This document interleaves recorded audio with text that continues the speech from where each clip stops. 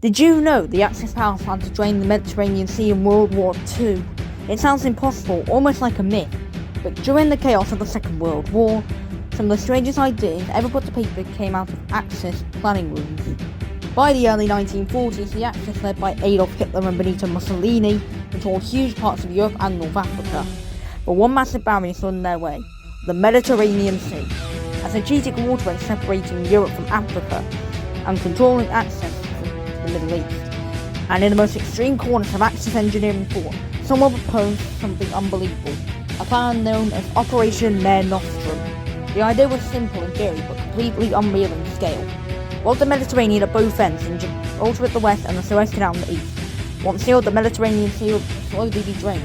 Water will be diverted, pumped and rerouted into massive evaporation cells, potentially transforming the seabed into new land. In theory, it will create farmland, new territory, and even a land bridge between Europe, Asia and Africa. But the reality was staggering.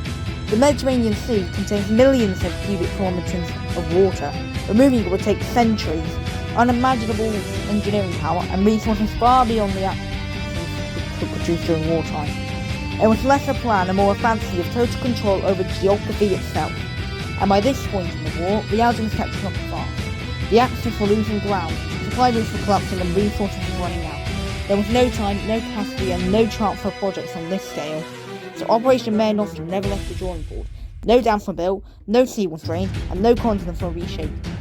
But it remains one of the strangest reminders of World War II, that even in the middle of an oil-encompassing global conflict, human imagination can reach far beyond reality.